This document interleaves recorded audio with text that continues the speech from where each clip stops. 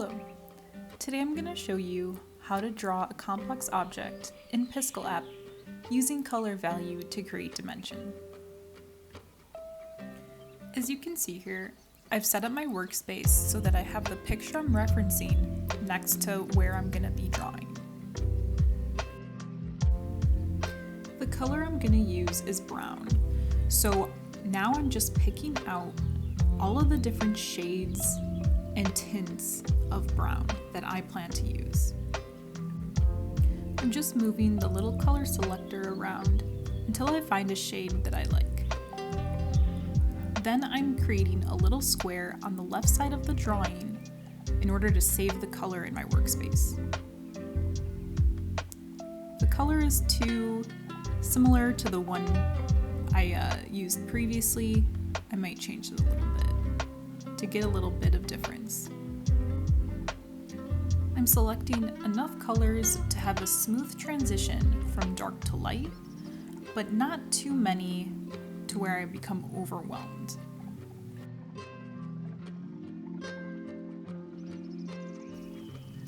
Now that I have my colors set up, I'm going to look at my image and think about where I want to start the drawing. To me, the ears actually seem like a good starting point. So I'm going to select a middle color, which will be like my base color, and I'm going to start drawing the ears in.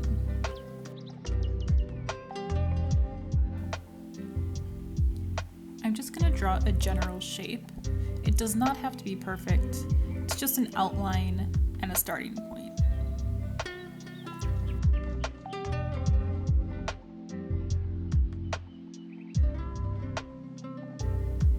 Now that I have the outline of the face, I'm gonna select a darker color to put in those darker shades. It might look silly at first, but as you keep adding shades and tints, the image will come together. I keep looking at my reference photo, and right now I'm just looking for the darkest areas of the photo and putting in those shades in my drawing.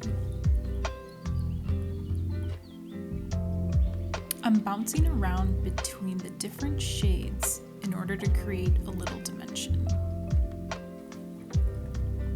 Setting up my colors beforehand makes it really easy to switch between the different shades and different tints. I keep looking back at my reference photo, and I'm just adding a little more detail. The color doesn't have to be perfect the first time you put it down, because you can always go back and change the value. Now that I have the details of the face drawn out, I'm going to go ahead and draw in the rest of the body. When I look at my image, I'm looking for blocks of color. So when I'm looking at the body, I see that the front of the rabbit is darker than its back. So I'm going to use a darker color than I do for its back. Another tool you can use to help fill in spots quickly is the bucket tool. So here I'm using the bucket tool to quickly fill in the body of the rabbit. This saves time, so you don't have to fill in every little pixel on every part of your drawing.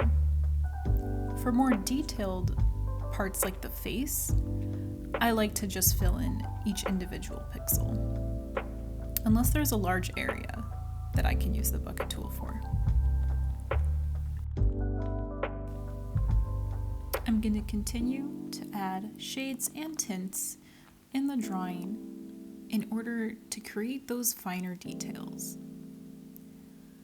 As I go in, I can correct any past mistakes that maybe I put in before and cover them up with a new color.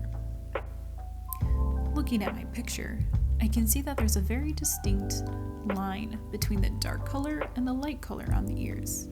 So that's what I'm adding in now.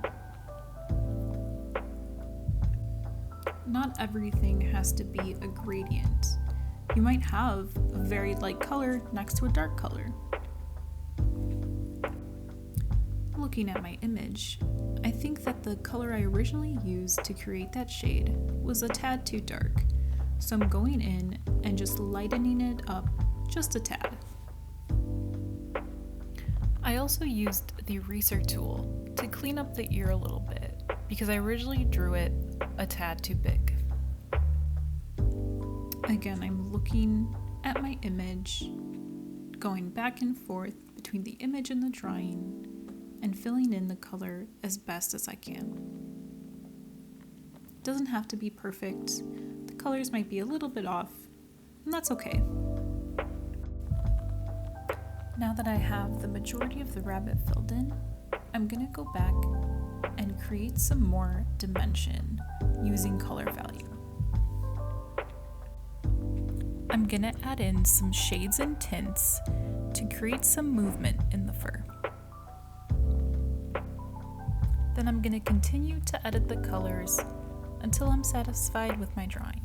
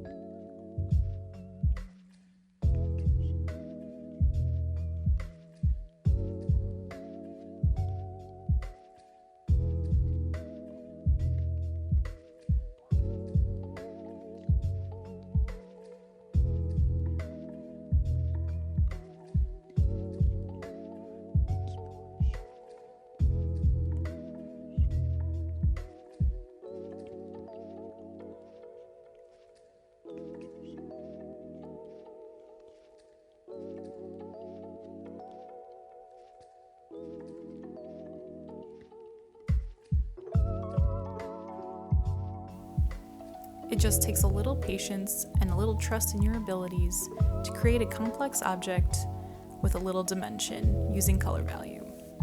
Hope you enjoyed this video.